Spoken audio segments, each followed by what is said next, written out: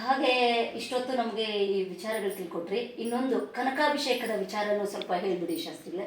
ಅದು ಕನಕಾಭಿಷೇಕ ಅಂತಂದರೆ ಇಬ್ಬರು ದಂಪತಿಗಳು ಇದ್ದಾಗ 70-80 ವರ್ಷ ತುಂಬಿದ ನಂತರ ಅವರಿಬ್ಬರನ್ನು ಕೂಡಿಸಿ ನವಗ್ರಹ ಶಾಂತಿ, ಮೃತ್ಯುಂಜಯ ಹೋಮ, ನವಗ್ರಹ ಹೋಮ ಇತ್ಯಾದಿಗಳು ಪುಣ್ಯಾಹನಾಂದಿ ಪ್ರಕಾರವಾಗಿ ಎಲ್ಲವನ್ನೂ ಮಾಡಿ ಅವರಿಗೆ ಇಷ್ಟು ಅಂತ ಲೆಕ್ಕ ಇದೆ.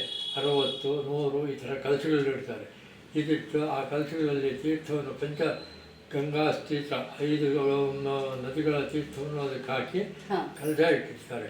ಅದಕ್ಕೆ ಒಂದು ಜರಡಿ ಥರ ಒಂದಿರುತ್ತೆ.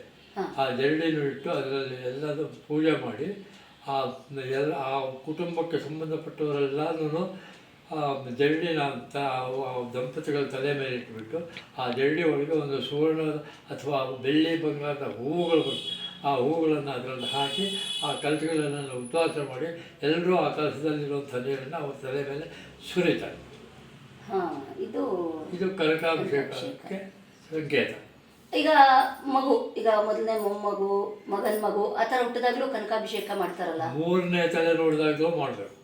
3ನೇ ತಲೆಮಾರು ಹಿರಿಯರು ಯಾರಿರ್ತಾರೆ ಅವರಿಗೆ 3ನೇ ತಲೆ.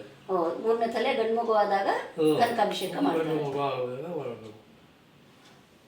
ಕೇಳಿದ್ರಲ್ಲ ವೀಕ್ಷಕರೇ, ಬಹಳಷ್ಟು ಮಾಹಿತಿಗಳನ್ನ ನಮಗೆ ತಿಳಿಸ್ಕೊಟ್ರು. ಖಂಡಿತ ಇದನ್ನು ತಿಳ್ಕೊಂಡಷ್ಟು ಮುಂದಿನ ಪೀಳಿಗೆಗೆ ಖಂಡಿತ ಬೇಕಾಗಿರುವಂತಹ ಮಾಹಿತಿಗಳಿವು. ಧನ್ಯವಾದಗಳು.